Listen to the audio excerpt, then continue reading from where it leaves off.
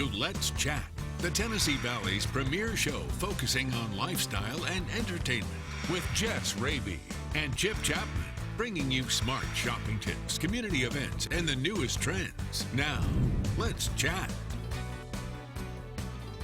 We are here with a special edition of Let's Chat as we get into the weekend. A lot of football going on this weekend, including the Tennessee Titans taking on the Buffalo Bills in Nashville. Who better to talk about that game with than the legendary man, the coaching myth, the legend, Buddy Nix. Coach Nix, good morning. Good morning. Glad to have you out here. We're going to talk more about the game here in a moment. Looking back at some of your coaching credentials, wow. 57 years between coaching and football management over the years, playing, coaching, general manager of the Buffalo Bills. First question, do you miss the day-to-day activity of NFL football? I really do, Chip, and that's about all I miss, too. The headaches I don't miss too much, but the relationships you have with the people you're working with, the coaches, the scouts, I miss that a lot. I do. What drew you to football as a profession? You know, I think I was in about the fourth grade. I wanted to coach from the time I can remember. I always wanted to play. I mean, football was, I grew up in the country in Alabama, and it was a big deal, and I used to listen to games on the radio, and never wanted to do anything else. And you were fortunate enough to follow that career path. We, as in Chattanooga, fortunate enough to get you as a head coach at UTC for how many years? 9 years. 9 years. What did you like most about coaching here in Chattanooga at UTC? Well, you know, the big thing is we love living in Chattanooga. That's the reason I've kept a home here wherever I moved. And that's one thing you learn about the NFL. You know, it stands for not for long. And you better have you a place to land. And Chattanooga was where we chose. And I've worked with great people, Harold Wilkes and those folks at UTC, and it was Dr. Aubert.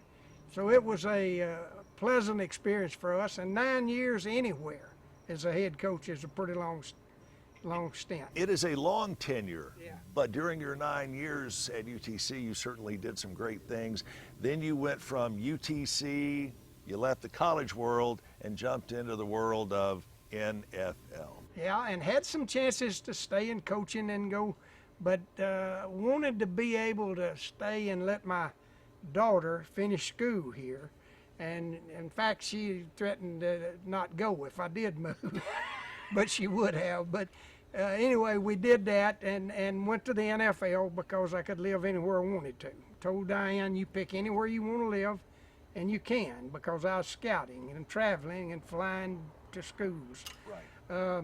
But she chose Chattanooga, so this has been our home base. And I was in Buffalo for 8 years the first time. When you got that first initial contact about going to the big leagues, the NFL, what went through your mind and what went through your heart? Well, I knew I'd had a lot of help to get to that point. I had a lot of people help me, and the NFL's always been the epitome, the goal you set, and so I felt very humble and just glad to get the opportunity. If we were to ask you what your biggest thrill as an NFL staffer was, what would that be?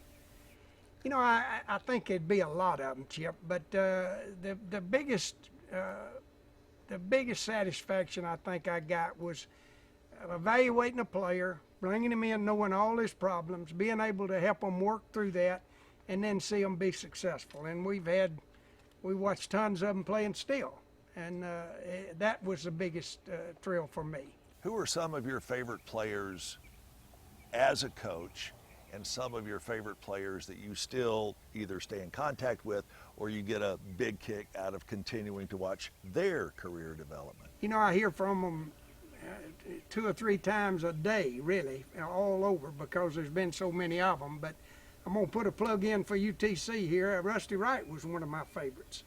And Rusty is a guy that I kept up with the whole time he's coaching, and pulling hard for him here. But we had some LaDainian Tomlinson, Phillip Rivers, Jim Kelly, those guys that everybody knows their name, those guys were all special. You, as a coach and then later as a scout and even into the general manager days with Buffalo, you always had that reputation, you personally, as we're not taking this as just a game. This is not just a game. This is not just a temporary stop. You came across as a coach and a general manager that really and honestly cared about his players, the players' families, and the families of the coaches who were working under you. You know, I think that those are the guys that make it long term in this league. If you get in it for the money, that's a joke to start with, but if you get in it for the money or just winning games at all costs, I don't think you last very long. But I'm glad that if that's the impression I gave, I'm thankful for that. We are back with more after this.